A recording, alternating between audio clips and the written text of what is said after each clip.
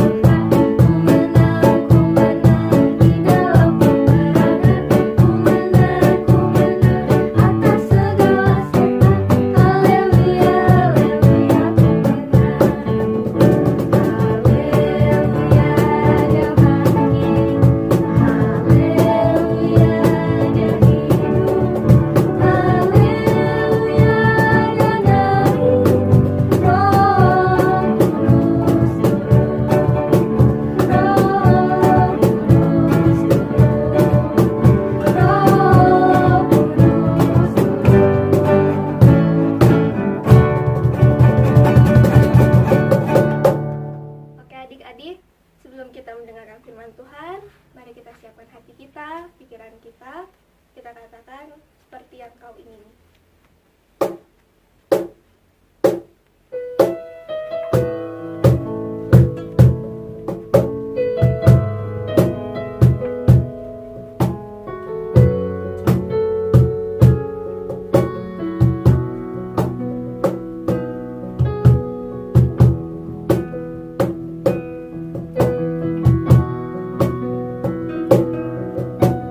Bukan dengan perang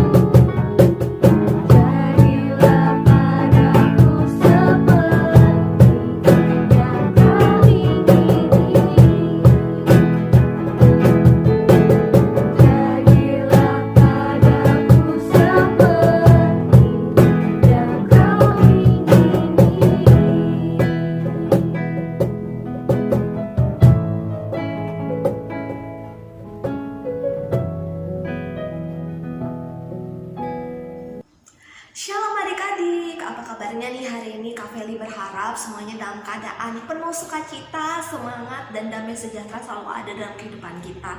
Amin. Karena apa? Karena Tuhan Yesus selalu ada dalam kehidupan pribadi kita masing-masing. Yuk adik-adik, Kak Feli pengen lihat nih senyuman adik-adik di rumah gimana coba. Coba tunjukin dulu senyuman yang paling cantik, yang paling ganteng. Kak Feli mau lihat nih dari sini.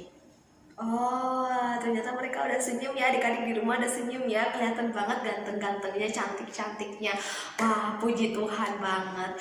Di hari ini seperti biasa, sekolah minggu pasti kita akan mendengarkan kebenaran firman Tuhan ya. Kalau tadi kita udah nyanyi-nyanyi, puji nama Tuhan, nyanyi. Tadi siapa yang nyanyi-nyanyi, semangat, happy-happy. Oh, kami yakin semuanya pasti penuh sukacita ketika nyanyi-nyanyi tadi. Dan sekarang tiba waktunya kita akan mendengarkan kebenaran firman Tuhan. Kita akan sama-sama membaca Alkitab di hari ini.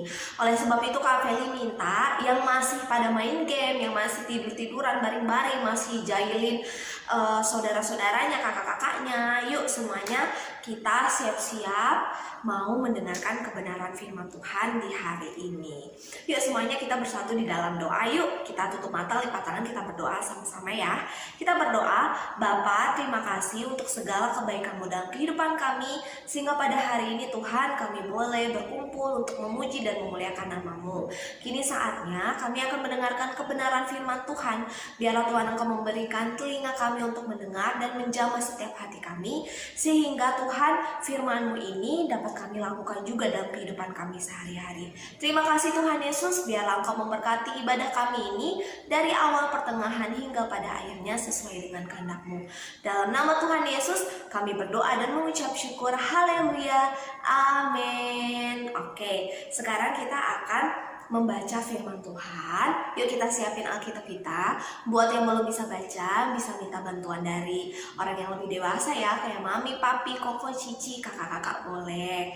Oke, di hari ini kita akan membaca kebenaran firman Tuhan yang terambil dalam kitab Perjanjian Baru di Lukas, kitab Lukas ya. Kita sama-sama buka dalam Lukas pasalnya yang ke-24, ayatnya yang ke-13 sampai ayatnya ke-33. Tapi Kak Feli rasa tanggung sih ada 2 ayat berikutnya, jadi lebih baik kita baca aja ya sampai habis, dari ayatnya yang ke-13 sampai ayatnya yang ke-35. Sekali lagi ya Kak Feli bilang ya, Lukas pasal 24 ayat 13 sampai ayatnya yang ke-35. Kita akan baca bersama-sama. Ayatnya memang agak panjang sih, untuk itu Kak Feli minta semuanya harus fokus mendengarkan dan juga fokus dalam membaca. Yuk kita sama-sama baca ya. Dari judulnya dulu kita sama-sama baca dalam Lukas 24 ayatnya yang ke-13 sampai ke-35. Sama-sama kita baca dari judulnya. Yesus menampakkan diri di jalan ke Emmaus. Pada hari itu juga 2 orang dari murid-murid Yesus pergi ke sebuah kampung bernama Emmaus yang terletak kira-kira 7 mil jauhnya dari Yerusalem. Dan mereka bercakap-cakap tentang segala sesuatu yang telah terjadi. Ketika mereka sedang bercakap-cakap dan bertukar pikiran, datanglah Yesus sendiri mendekati mereka, lalu berjalan bersama-sama dengan mereka. Tetapi ada sesuatu yang menghalangi mata mereka sehingga mereka tidak mengenal Dia. Yesus berkata kepada mereka, "Apakah yang kamu percakapkan sementara kamu berjalan?" Maka berhentilah mereka dengan muka muram. Seorang dari mereka namanya Kleopas menjawabnya, "Adakah engkau satu-satunya orang asing di Yerusalem yang tidak tahu apa yang terjadi di situ pada hari-hari belakangan ini?" Katanya kepada mereka, "Apakah itu?" Jawab mereka, "Apa yang terjadi dengan Yesus orang Nazaret? Dia adalah seorang nabi yang berkuasa dalam pekerjaan dan perkataan di hadapan Allah dan di depan seluruh bangsa kami. Tetapi imam-imam kepala dan pemimpin-pemimpin kami telah menyerahkan Dia untuk dihukum mati dan mereka telah menyalibkannya. Padahal kami dahulu mengharapkan bahwa Dialah yang datang untuk membebaskan bangsa Israel. Tetapi sementara itu telah lewat 3 hari sejak semuanya itu terjadi. Tetapi beberapa perempuan perempuan dari kalangan kami telah mengejutkan kami. Pagi-pagi buta mereka telah pergi ke kubur dan tidak menemukan mayatnya. Lalu mereka datang dengan berita bahwa telah kelihatan kepada mereka malaikat-malaikat yang mengatakan bahwa ia hidup. Dan beberapa teman kami telah pergi ke kubur itu dan mendapati bahwa mereka benar. Memang benar yang dikatakan perempuan-perempuan itu, tetapi dia tidak mereka lihat. Lalu ia berkata kepada mereka, "Hai kamu orang bodoh, betapa lambannya hatimu, sehingga kamu tidak percaya segala sesuatu yang telah dikatakan para nabi. Bukankah Mesias harus menderita semuanya itu untuk masuk ke dalam kemuliaannya?" Lalu ia menjelaskan kepada mereka apa yang tertulis tentang dia dalam seluruh kitab suci, mulai dari kitab-kitab Musa dan segala kitab nabi-nabi. Mereka mendekati kampung yang mereka tuju, lalu ia berbuat seolah-olah hendak meneruskan perjalanannya. Tetapi mereka sangat mendesaknya, katanya, "Tinggallah bersama-sama dengan kami, sebab hari telah menjelang malam dan matahari hampir terbenam." Lalu masuklah ia untuk tinggal bersama-sama dengan mereka. Waktu ia duduk makan dengan mereka, ia mengambil roti, mengucap berkat, lalu memecah-mecahkan dan memberikannya kepada mereka. Ketika itu terbukalah mata mereka dan mereka pun mengenal dia. Tetapi ia lenyap dari tengah-tengah mereka. Kata mereka seorang kepada yang lain, "Bukankah hati kita berkobar-kobar ketika ia berbicara dengan kita di tengah jalan dan ketika ia menerangkan kitab suci kepada kita?"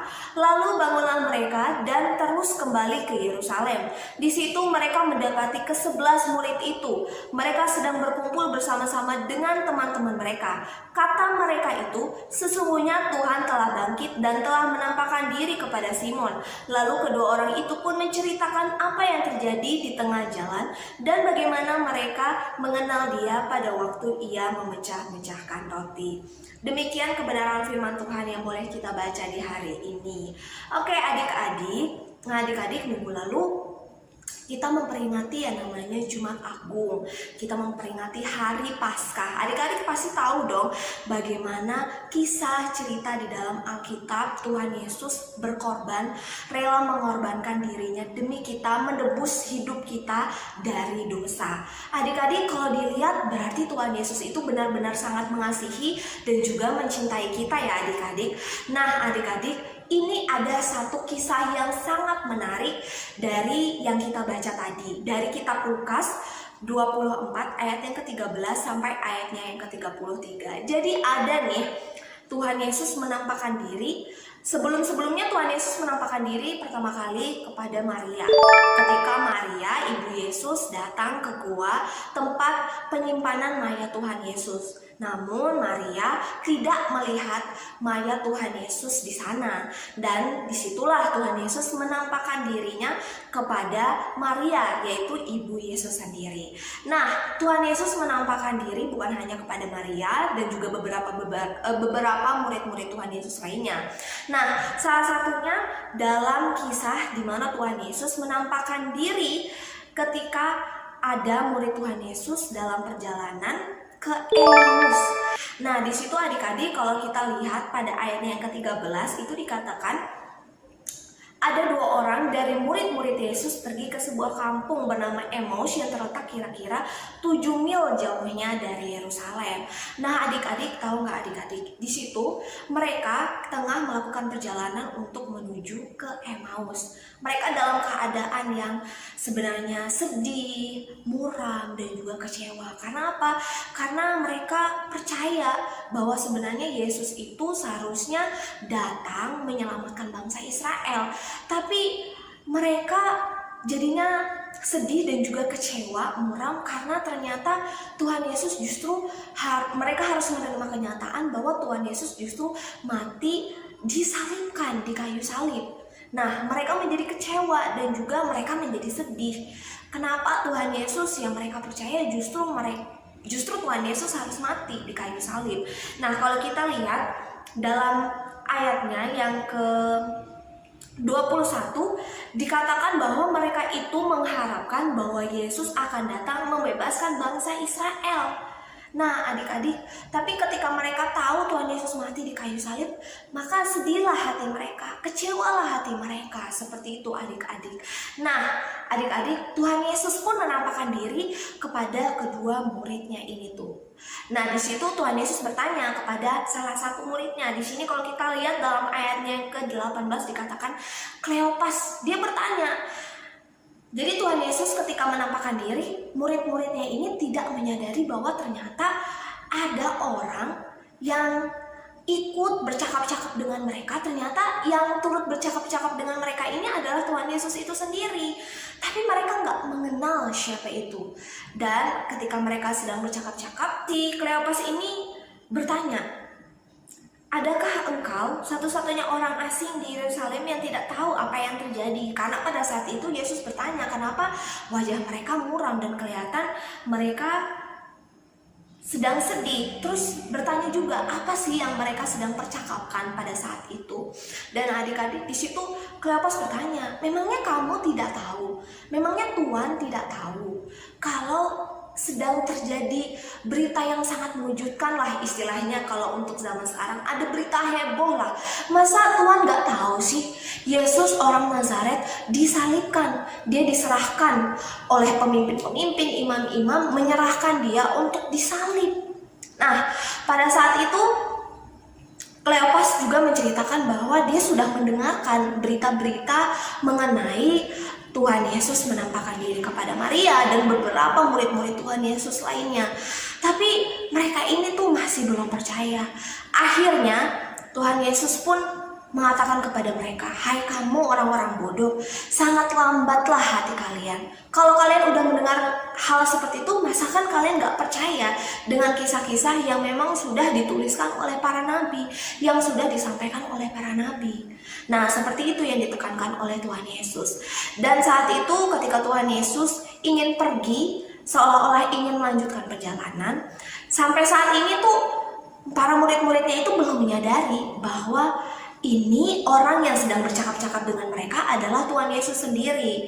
Dan ketika itu mereka pun menyuruh agar si Tuhan Yesus jangan melanjutkan perjalanan karena hari sudah mulai gelap, matahari juga sudah mulai terbenam adik-adik. Dan akhirnya mereka pun menyuruh Tuhan Yesus untuk jangan pergi melanjutkan perjalanan. Tapi di sini posisinya mereka masih belum sadar ya adik-adik kalau ternyata orang yang mereka ajak untuk turut bersama-sama adalah Tuhan Yesus sendiri. Mereka baru menyadari bahwa orang di depan mereka, bahwa orang yang mengajak mereka mengobrol itu adalah Tuhan Yesus ketika Tuhan Yesus mengambil roti, memecah-mecahkan roti itu dan mengucapkan berkat. Dan akhirnya mata mereka pun terbuka dan mereka menyadari bahwa ternyata selama mereka berjalan, bercerita, itu ternyata orang yang bersama-sama dengan mereka adalah Tuhan Yesus sendiri. Mereka baru menyadari hal itu adik-adik. Dan mereka pun berbicara satu dengan yang lain. Bukankah ketika kita berbicara tadi sepanjang jalan dengan dia, kita merasakan hati kita yang berkobar-kobar? Dan dari situlah mereka sadar bahwa ternyata Tuhan Yesus berada bersama-sama dengan mereka. Akhirnya dikatakan pada ayatnya yang ke-33, lalu bangunlah mereka dan terus kembali ke Yerusalem. Mereka pun menceritakan apa yang mereka alami saat mereka bertemu dengan Tuhan Yesus.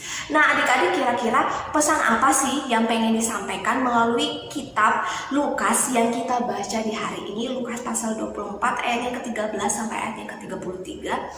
Nah adik-adik, mungkin adik-adik bukan mungkin lagi, tapi memang untuk sekarang kita tidak bisa melihat wujud Tuhan Yesus secara asli. Wujudnya Tuhan Yesus dalam bentuk fisik, seperti kita nggak bisa melihat Tuhan Yesus, wajahnya Tuhan Yesus seperti apa sih rupanya Tuhan Yesus. Tapi adik-adik harus ingat bahwa Tuhan Yesus sama sekali tidak pernah meninggalkan adik-adik barang sedetik pun. Nah, hal itulah juga yang dialami oleh murid-murid Tuhan Yesus tadi. Mereka berpikir bahwa Tuhan Yesus meninggalkan mereka. Mereka berpikir bahwa harapan mereka sepertinya udah nggak bisa lagi nih, karena awalnya mereka berharap Tuhan Yesus ialah yang harus membebaskan bangsa Israel, tapi ujung-ujungnya Tuhan Yesus justru mati di kayu salib. Mereka hilang harapan adik-adik, mereka merasa ditinggalkan adik-adik. Tapi yang perlu kita tahu, ketika rasa kecewa mereka, rasa sedih murid-murid mereka, Tuhan Yesus justru datang dan hadir di tengah-tengah mereka. Nah, terkadang adik-adik, mungkin adik-adik ketika adik-adik merasa kesulitan, adik-adik merasa kecewa, adik-adik merasa sedih, adik-adik mungkin merasa, kok Tuhan kayak gini sih kehidupan aku? Kok Tuhan biarin aku sih ngejalanin hidup yang seperti ini? Kok Tuhan kasih sih masalah kayak ini? Kenapa sih Tuhan izinin masalah ini terjadi dalam hidup aku? Tapi adik-adik perlu ingat bahwa Tuhan Yesus sama sekali enggak membiarkan adik-adik berjalan seorang diri, karena adik-adik tahu Tuhan Yesus selalu ada bersama dengan adik-adik. Dimanapun itu adik-adik, kapanpun itu Tuhan Yesus selalu berada di samping adik. Bahkan sekarang pun adik-adik, Tuhan Yesus itu sedang berada bersama kita, bersama dengan adik-adik. Jadi adik-adik gak boleh merasa sedih, gak boleh merasa sendiri, karena adik-adik, Tuhan Yesus itu selalu ada bersama-sama dengan kita. Tuhan Yesus sama sekali tidak akan membiarkan kita melalui masalah itu sendiri, menghadapi masalah itu sendiri.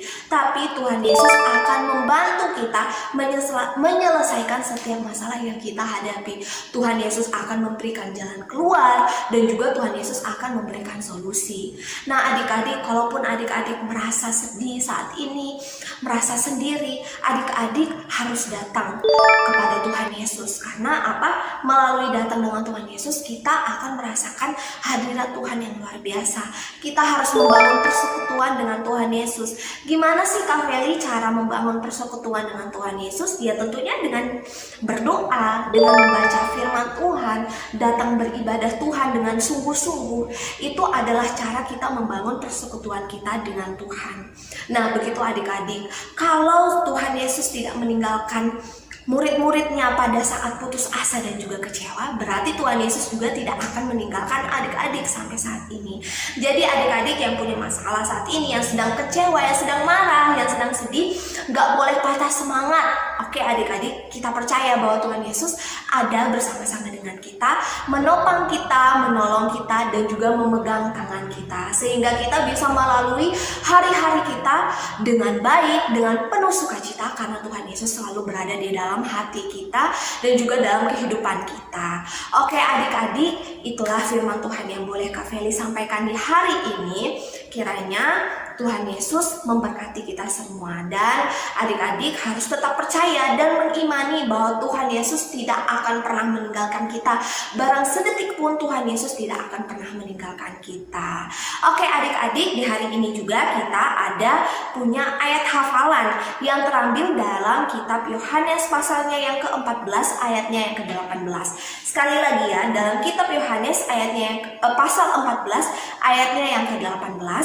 Untuk Pratama dan juga Madya, ayat 18 bunyinya, aku tidak akan meninggalkan kamu sebagai yatim piatu, aku datang kembali kepadamu. Sekali lagi untuk Madya dan Pratama, ayat yang ke-18, aku tidak akan meninggalkan kamu sebagai yatim piatu, aku datang kembali kepadamu. Sedangkan untuk Indria, ayat yang ke-18, ayat yang ke-18b bunyinya, aku datang kembali kepadamu. Sekali lagi ayatnya yang ke-18b, aku datang kembali kepadamu.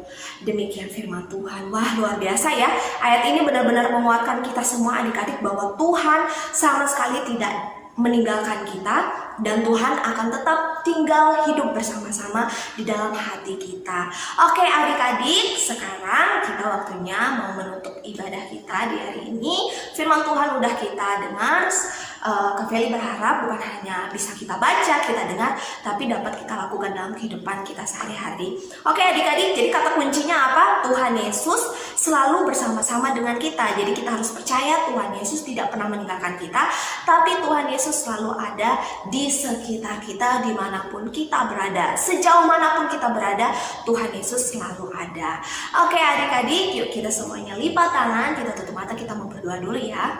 Kita berdoa, Bapa yang baik, terima kasih Tuhan Yesus untuk segala kebaikan-Mu dalam hidup kami, sehingga pada hari ini kami sudah boleh mendengarkan firman-Mu. Ajarlah kami Tuhan untuk terus berpegang teguh kepadamu Tuhan, dan ajarlah kami Tuhan Yesus untuk selalu mengandalkan-Mu dalam hidup kami. Sebab kami percaya Tuhan, Engkau selalu bersama-sama dengan kami dan tidak pernah meninggalkan kami. Kalaupun saat ini kami sedang sedih, kecewa, marah, kesal, kami yakin dan percaya Tuhan, Engkau akan ubah semua itu dengan penuh sukacita Tuhan, karena Engkau selalu bersama-sama dengan kami. Terima kasih Tuhan, berkati setiap kami, keluarga kami, mama papa kami, kakak-kakak kami, adik-adik kami semuanya Tuhan Yesus, dan biarlah penyertaan kasih Tuhan selalu ada dalam hidup kami. Terima kasih Tuhan Yesus, hanya di dalam nama Tuhan Yesus kami berdoa dan mengucap syukur. Haleluya, amin. Adik-adik, mari angkat kedua tanganmu di hadapan Tuhan dan terimalah berkat dari Tuhan Yesus. Kiranya berkat dari Allah Bapa pencipta langit dan bumi, cinta kasih dan pertolongan dari Tuhan Yesus, dan penghiburan kekuatan dari Roh Kudus menyertai adik-adik sekalian mulai saat ini dan sampai Tuhan Yesus datang yang kedua kali. Yang percaya katakan amin. Tuhan Yesus memberkati.